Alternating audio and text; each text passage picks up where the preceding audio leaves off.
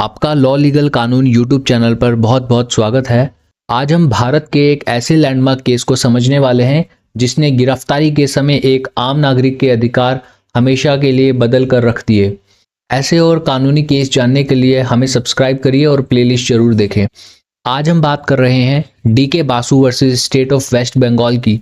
शुरुआत करते हैं सुप्रीम कोर्ट के एक बहुत ही पावरफुल बयान से। ये शब्द बताते हैं कि पुलिस हिरासत में होने वाली हिंसा को कोर्ट कितनी गंभीरता से देख रहा था। कोर्ट ने साफ कहा, यह कोई मामूली जुर्म नहीं है, ये तो एक इंसान की पूरी शख्सियत, उसकी डिग्निटी, उसके आत्मसम्मान पर सीधा हमला है। इसकी शुरुआत हुई थी बस एक चिट्ठी से, एक खत जो अखबारों में छप रही पुलिस कस्टडी में मौतों की डरावनी खबरें पढ़कर लिख गया था। और ये कोई एक दो दिन की कहानी नहीं थी। कहानी शुरू होती है अगस्त 1986 से। डीके बासु उस समय लीगल एंड सर्विसेज के एग्जीक्यूटिव चेयरमैन थे। उन्होंने अखबारों में कस्टडी में मौतों की खबरें पढ़ी और सीधे सुप्रीम कोर्ट को एक चिट्ठी लिख दी। और बस वहीं से शुरू हुई एक लंबी कानूनी लड़ाई। पूरे 10 साल तक ये केस चला और आखिरकार दिसंबर 1996 में सुप्रीम कोर्ट ने अपना ऐतिहासिक फैसला सुनाया। ये सब मुमकिन हुआ एक बेहद ताकतवर कानूनी टूल की वजह से, जिसे हम कहते हैं जनहित याचिका यानी PIL। एक ऐसा जरिया जहां कोई भी नागरिक समाज के बड़े मुद्दे को लेकर सीधे देश की सबसे बड़ी अदालत का दरवाजा खटखटा सकता है। और डीके बासु की उस चिट्ठी को भी कोर्ट ने PIL की तरह ही ट्रीट किया। अब आते हैं असल मुद्दे पर। कोर्ट के सामने सवाल था पुलिस लॉकअप के अंदर बढ़ती हिंसा और हो रही मौतें। ये सिर्फ एक लीगल प्रॉब्लम नहीं थी, ये था एक सामाजिक संकट। और इसी संकट ने कोर्ट के सामने एक बहुत सीधा लेकिन बेहद मुश्किल सवाल खड़ा कर दिया। सवाल था, जब रक्षक ही भक्षक बन जाए और बचाने वाला ही नुकसान पहुंचाने लगे तो फिर आम आदमी की हिफाजत कौन करेगा। ये सिर्फ कानून की बात नहीं थी, ये था भरोसे का सवाल।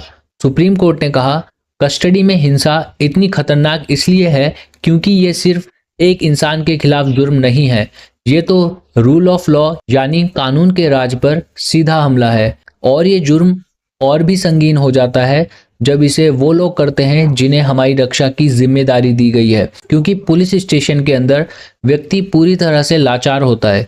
इसलिए कोर्ट ने सिर्फ प्रॉब्लम गिनाई नहीं बल्कि समाधान भी दिया। और यहीं आया एक बहुत बड़ा बदलाव। पहले एक कॉन्सेप्ट था सॉवरेन इम्यूनिटी, मतलब अगर सरकारी अफसर गलती करे तो सरकार जिम्मेदार नहीं। लेकिन डीके बासु केस में कोर्ट ने इसे पलट दिया। कोर्ट ने लागू किया स्ट्रिक्ट लायबिलिटी, मतलब अब अगर पुलिस किसी के फंडामेंटल राइट्स तोड़ेगी तो राज्य सीधे तौर पर जिम्मेदार होगा। और इसी सिद्धांत पर कोर्ट ने एक और बड़ी बात कही, अगर आर्टिकल 21 यानी जीने और निजी स्वतंत्रता के अधिकार का उल्लंघन होता है तो पीड़ित को सरकार से मुआवजा पाने का अधिकार है। ये कोई मामूली फाइन नहीं था, ये था न्याय देने का तरीका। अब आते हैं इस केस के सबसे मशहूर हिस्से पर, वो है 11 गाइडलाइंस जो इस केस में दी गई। ये 11 नियम हर गिरफ्तारी और हर हिरासत में मानना अनिवार्य है। ये मैंडेटरी गाइडलाइंस हैं। सबसे पहले पारदर्शिता और कम्युनिकेशन को लेकर, गिरफ्तार करने वाले पुलिस अधिकारी की पहचान साफ हो। दूसरा, वर्दी पर नाम का टैग हो। तीसरा, गिरफ्तारी का लिखित मेमो बने। चौथा, उसकी कॉपी गिरफ्तार व्यक्ति को मिले। पांचवा, व्यक्ति अपने दोस्त या रिश्तेदार को सूचना दे सके कि उसको गिरफ्तार किया गया है। छठा, पुलिस स्टेशन डायरी में एंट्री हो। और सेहत, निगरानी और जवाबदेही के बारे में भी कुछ गाइडलाइंस थी। हर 48 घंटे में मेडिकल चेकअप। आठवां, चोट के निशान रिकॉर्ड होंगे। नवा, सारे डॉक्यूमेंट्स मजिस्ट्रेट को भेजे जाएं।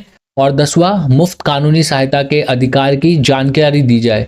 और सबसे अहम, अगर कोई अधिकारी इन नियमों का पालन नहीं करता तो डिपार्टमेंटल एक्शन भी होगा और कंटेम्प्ट ऑफ कोर्ट भी, मतलब जवाबदेही तय।